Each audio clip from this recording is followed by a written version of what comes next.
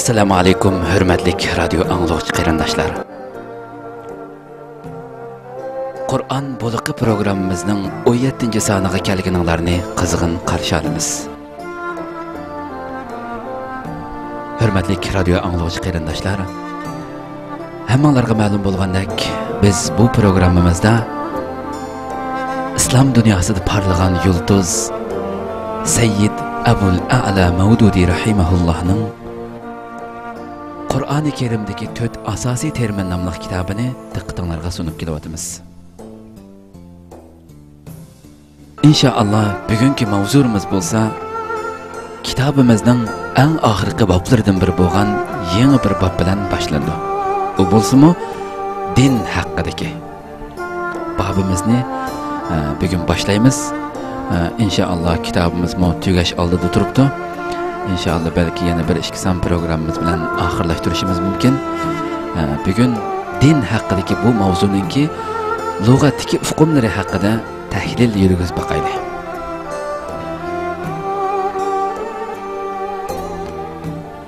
Qaynamsa diqqatinglar radiomizni bo'lsin. Mikrofon oldida qarindoshinglar Abdullah Yalqun.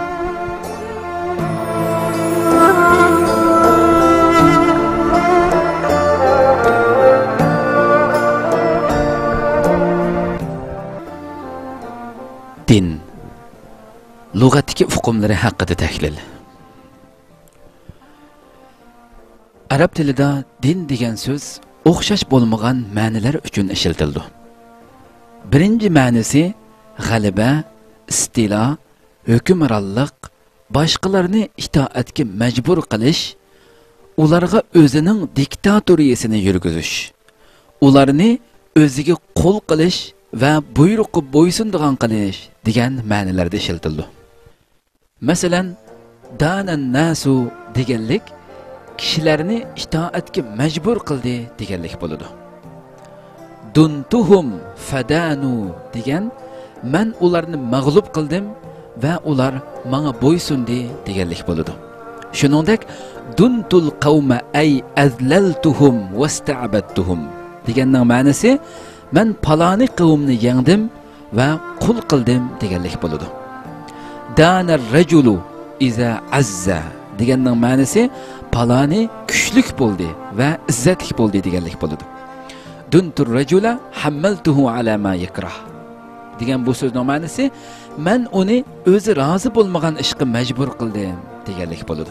Masalan, yana dina fulanun iza humila ala makruh degan so'zning ma'nosi paloni kishi bu ishga besim bilan majbur qilindi deganlik bo'ladi.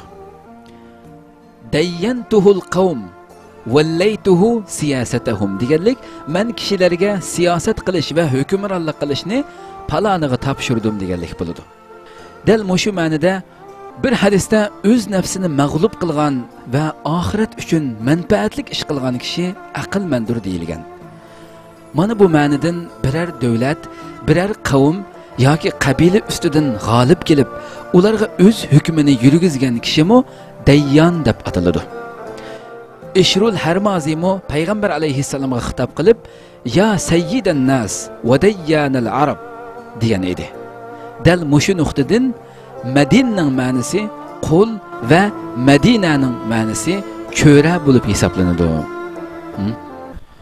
Qur'oni Karimda agar sizlar birarsining mulki yoki qo'l ostida bo'ysunuvchisi bo'lmasanglar, undaqda o'lguchilarni nimishqa qutqizib olmaysizlar? Jenini nimishqa qaytirib kelmaysizlar? Agar so'zinglarda rostchil bo'lsanglar deyilgan. Endi din degan so'zning lug'atdagi ikkinchi ma'nosiga kelsak, itoat, qulluq, xizmatkorlik, birarsiga yengilish, birarsining buyruqi ostida bo'lish, birarsining g'alaba va diktatoriyasi oldida tovanchiligini qabul qilish deganlarni bildiradi. Shunga duntuhum fadanu ay qahartuhum faata'u deganlik. Degan bu so'z men ularni mag'lub qildim va ular bo'ysunuvchi bo'ldi deganlik bo'ladi. Duntur rajul ay xadamtuhu deganlik men paloni kishiga xizmat qildim degan bo'ladi. Bir hadisda payg'ambar alayhissalom men Quraysh xalqini shundoq bir so'zga itoat qiluvchi qilishni xohlaymanki, agar ular uningga iymon keltirsa, butun arab ularga bo'ysunudi. Ularning oldida bosh egidi degan. Dal mana bu ma'no nuqtasidan har qanday itoatman qavmun dayyin deb ataladi. Bu nuqtadan har qanday bir itoatman qavmun dayyin deb ataladi. Dal mushu ma'nidan xavorijlar haqidagi hadisda din degan so'z yamruquna minad-dini muruqas sahmi minar-ramiyya deb ishlatilgan. Endi bu hadisning ma'nosi hargizmi xavorijlar dindan, ya'ni islomiyatdan chiqib ketadiganlik bo'lmaydi. Chunki ular haqida Ali radhiyallohu anhudan akuffaruhum, ya'ni ular kafir bo'ldimi deb so'raganda Ali radhiyallohu anhu minal kufri farru, ya'ni kufrlikdan qochdi deb javob bergan. Ondan afa munafiqun, ya'ni undaqda munofiq bo'ldimi deb so'ralganda Ali radhiyallohu anhu munofiq degan Allohni oz yod etadi. Ular bo'lsa kecha-yu kunduz Allohni aslab turadi deb javob bergan. Dal mana bu nuqtadan bu hadisdagi din degan so'z imomga itoat qilish ma'nosida ishlatilgan bo'ladi. Shunga Ibn Asir o'zining Nihoya degan asarida arada bid-din at-ta'a, ay innahum yakhrujuna min at-ta'ati al-imam al-muftarad at-ta'a va yansalikhuna minha deb bayon qilgan. Dindan iroda qilingan narsa nim bo'lgan desa, ular yana itoat qilishi vojib bo'lgan imomga itoat qilishdan chiqib, uning buyrug'idan chiqqanligini ko'rsatdi bu yerdagi hadisdagi yamruquna minad-din degan hadisni bu shaklda sharhlagan. Endi dinning uchinchi lug'atdagi uchinchi ma'nosiga kelsak, shariat, qonun, yo'l, e'tiqod va izm hamda urf-odat deganlarni bildiradi. Masalan, mazala zalika dini deganlik bu har doim mening yo'lim bo'lib kelgan degan bo'ladi. Masalan, yuqalu dana iza atada khayran aw sharra degan odam mayli yaxshi yoki yomon yo'lga ergashgan bo'lsin, har ikki ahvolda uning ergashgan yo'li din deyiladi arab tilida. Degandek bu so'zning bu arab tilidagi ma'nolari bir qancha xil shaklda tushundirilyapti. Bir hadisda Quraysh va ularning yo'liga ergashganlar deyilgan bo'lsa, yana bir hadisda payg'ambar alayhissalom ilgari o'z qavmining dinida edi. Ya'ni nikoh, taloq, miros va boshqa ijtimoiy ishlarda o'z qavmiga umumlashgan qoida-qonunlarga rioya qiladi deyilgan. Endi dinning 4-lug'atdagi 4-ma'nosiga kelsak, amal, badal, mukofot, jazo, qaror, hisob deganlarni bildiradi. Masalan, arab maqol tamsillaridagi kama tadinu tudan deganlik nimani qilsang shuni olasan, ya'ni nima terasang shuni olasan deganlik bo'ladi. Qur'oni Karimda kuffarlarning so'zini naql keltirib, kama tadinu tudan, ya'ni o'lgandan keyin bizdan hisob elinamdi, bizga qilganlarimizning badali tegishlik bo'lamdi deganligi bayon qilingan. Abdullah ibn Umar radhiyallohu anhu rivoyat qilgan bir hadisda o'z hukmronlaringlarni haqoratlamanglar. Balki ey Alloh, u bizga qanday qilayotgan bo'lsa, senmi uningga shunday qilgandinglar deyilgan. Mana bu ma'nodan dayyon degan so'z qozi, adolat mahkamasining hokimi degan ma'noni bildirdi. Ma'lum bir zatdan Ali radhiyallohu anhu haqida savol so'raganda, u kishi payg'ambar alayhissalomdan keyin ümmetning eng katta qozisi edi deb javob bergan. Endi din degan so'zning Qur'onda ishlatilishi bu mavzu. Yuqoridagi tafsilotlar orqali shu ochiq oydinlashadiki, din degan so'zning asosiy 4 xil uqum tasavvuridan iborat. Asosiy din degan bu so'zning asosiy 4 xil uqum tasavvuridan iborat deydi. Yoki boshqacha qilib aytganda, din degan so'z tovandagicha 4 xil uqum tasavvurga vakillik qiladi. Birinchisi, biror hukmron tarafidan g'alaba yoki istila. Ikkinchi, hukmron oldida egilguchi tarafdan itoat, qulluq va cho'qinish. Uchinchi, rioya qilinishi lozimlik qonun, tuzum va yo'l. To'rtinchisi, hisob, qaror, jazo va mukofot. Tin iborat bu 4 uqumni, bu 4 xil uqumning tasavvuriga vakillik qildi. Arab xalqi din degan so'zni mana bu 4 xil uqumning ba'zida birsiga, ba'zida yana birsiga qaratib. Arab xalqi bu din degan so'zni mana yuqorida so'zlab o'tgan bu 4 xil uqumning ba'zida birsiga, ba'zida yana birsiga qaratib, har xil shaklda ishlatib kelgan din degan so'zni.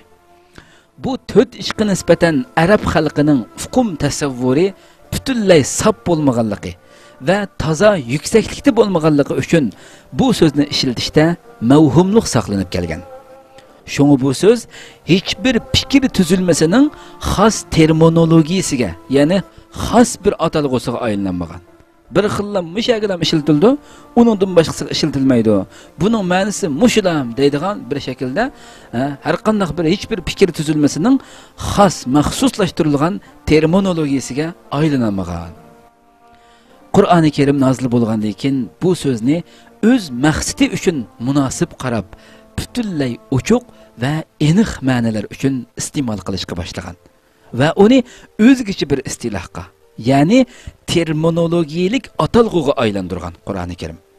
Qur'oni Karimning tilida din degan so'z tövandagi 4 narsadan tarkib topgan bir butun tuzumga vakillik qiladi. Din degan so'z Qur'oni Karimda, Qur'onning tilida din degan so'z tövandagi 4 narsadan tarkib topgan bir butun tuzumga vakillik qiladi.